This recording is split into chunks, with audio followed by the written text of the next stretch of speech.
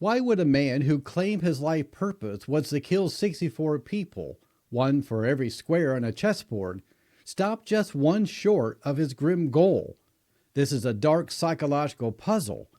We'll be examining the childhood trauma, the alleged brain injury, and the obsessive need for recognition that transformed a shy Russian boy into one of the world's most prolific convicted serial killers. Welcome. I'm a licensed professional counselor, and this is my mental health analysis of the Alexander Pichushkin case. I will be focusing on the main mental health and psychological indicators while providing the backstory. I don't just talk about the crimes, I talk about the psychology behind the crimes and the mysteries that captivate us. I look beyond the facts of the case to understand the why of the crime. My analysis is based on my speculations, not a diagnosis of anyone involved in this case. Alexander Pichushkin's journey began with a significant psychological disruption. At the age of 4, he suffered a serious fall from a swing that struck him right in the forehead. This is not a mere background detail.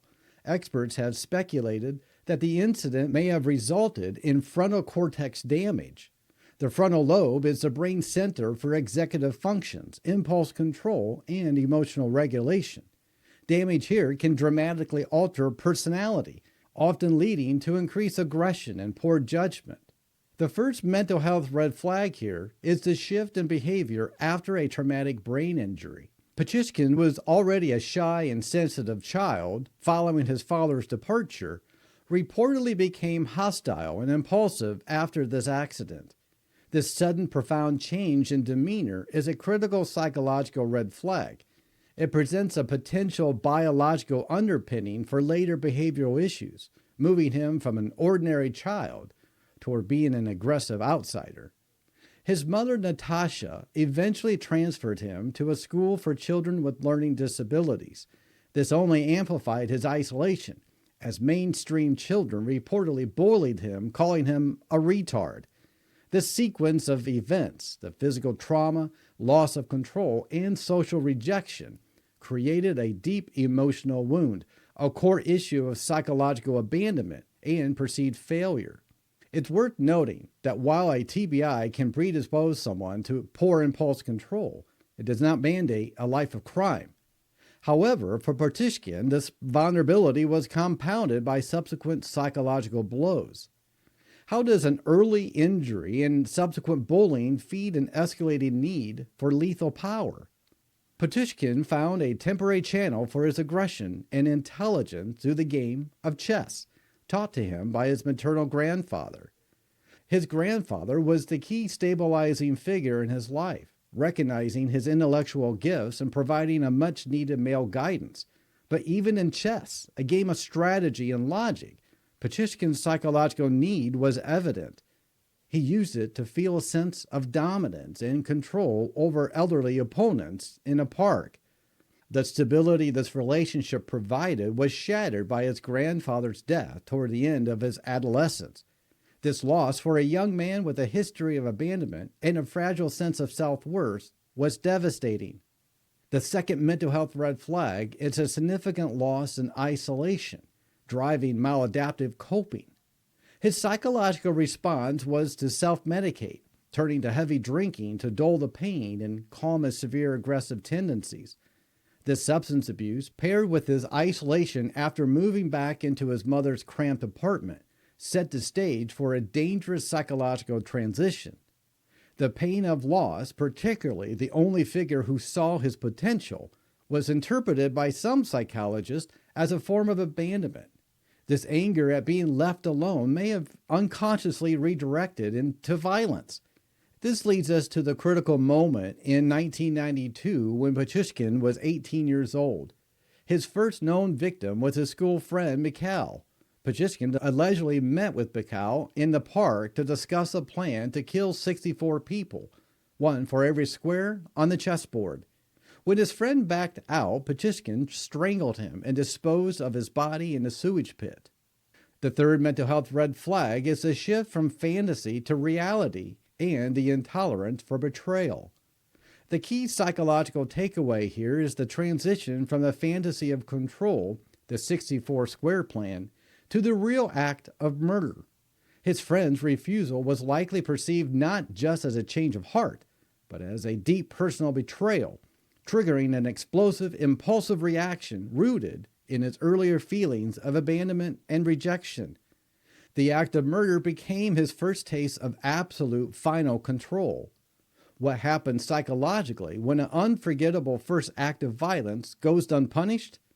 Pichushkin confessed to this murder, later calling it the first killing like the first love. It's unforgettable. However, police at the time did not have enough evidence, and the death was initially considered suicide or went unsolved. This initial failure of the justice system to apprehend him was a profound reinforcement for his developing psychopathy. It validated his power and suggested that his dark fantasies could be executed without consequence. The killings did not immediately continue. There was a law, but the psychological foundation had been laid. The next wave of murders began in 2001, 9 years later, primarily in the same place that he had found solace and power, in the park. The fourth mental health red flag is a return to the scene of psychological significance. For Pichushkin, the park was a highly symbolic location. It was where he played chess, learned from his grandfather, and experienced his first homicide. It was a space of both positive and negative psychological resonance, a personalized secret domain of power. His victims were often elderly men, homeless individuals, or those with alcoholism. He lured them with a false promise of vodka, supposedly to mourn his deceased dog. This specific bizarre ritual, the mourning of a dog, is a curious psychological artifact. It provided a plausible cover, a quick bond, and preyed on the vulnerability of men desperate for a drink. Why would a killer use a strange, fabricated ritual to lure his victims? This psychological deception served multiple purposes. The victim's intoxication reduced their ability to resist, giving Pichushkin a feeling of greater control. The dog story made the encounter seem non-threatening and even sympathetic. This ability to weave a narrative to convincingly appear harmless while harboring a lethal intent points to a highly developed capacity for calculated psychological manipulation and a profound lack of empathy. He wasn't killing out of pure rage. He was killing to fulfill a psychological mandate of his own making. The fifth mental health red flag is the escalating violence in the search for sensation. His methods initially focused on strangulation or throwing victims into a sewage pit. Later, he escalated to using a hammer, striking victims multiple times in the head, and in some cases, inserting an unfinished bottle of vodka into the wounds. This escalation is a well-documented psychological pattern in serial offenders. The initial acts, while satisfying the core desire for control, quickly lose their intensity, and a psychological tolerance develops, requiring greater and more savage acts to achieve the same feeling of power.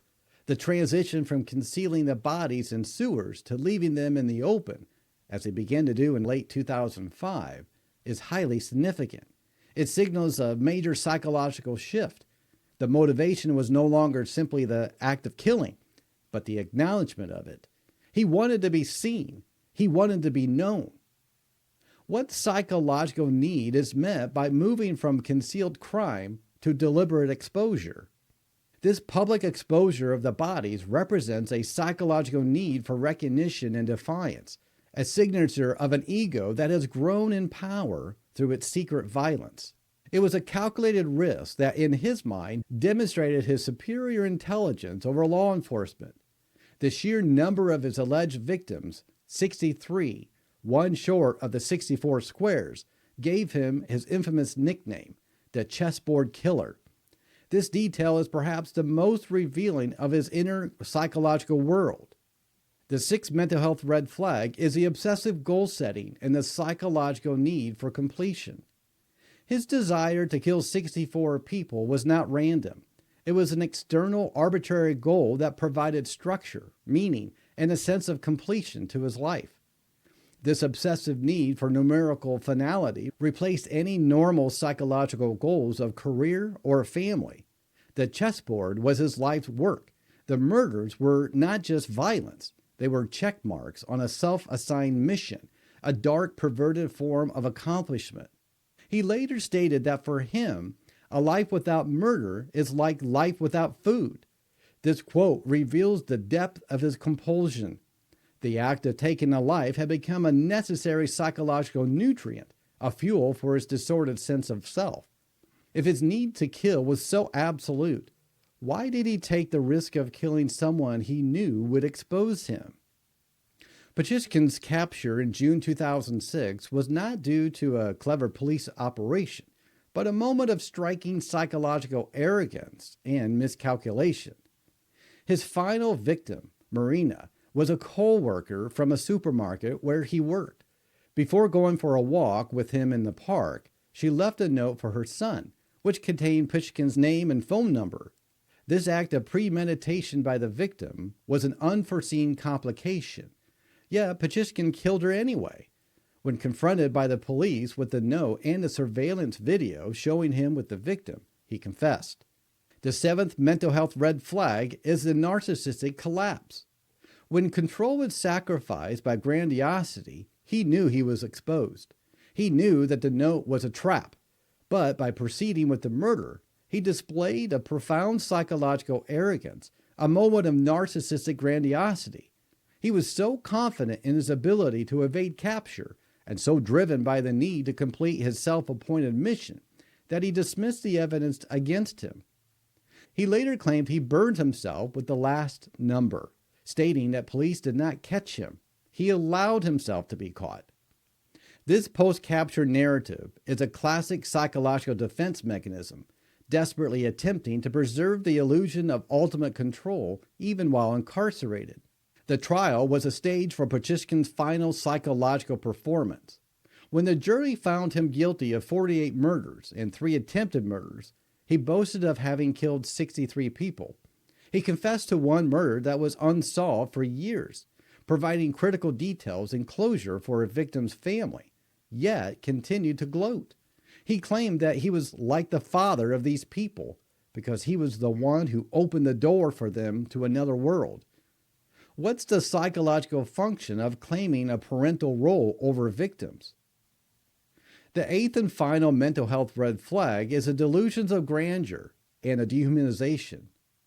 This language of being a father or opener of doors is a massive psychological indicator of delusions of grandeur. It's a way of reframing a heinous violence as a benevolent or even divine. This is a deep psychological defense mechanism where the killer elevates his status above that of the criminal to that of an agent of fate. It allows him to completely dehumanize his victims, seeing them only as squares on his chessboard, not as individuals with families. They were merely pawns in his game for recognition and power.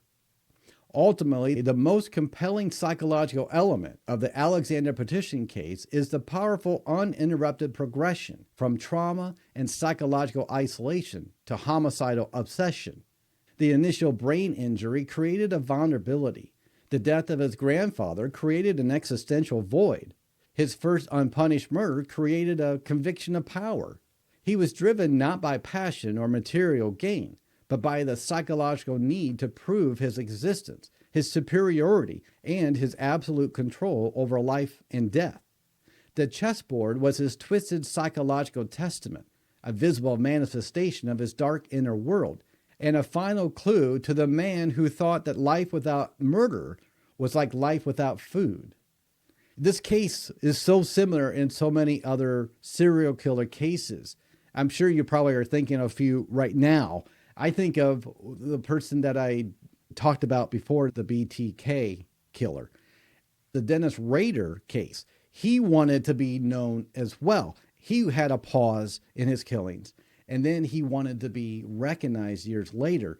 He just couldn't just live knowing that he killed. He needed people to know that he killed, much like Alexander did. So what did you think about this case? Were there any elements that stood out to you? If you want more mental health analysis of true crime stories like this one, be sure to subscribe for more. And if you found this case compelling, be sure to watch this next story.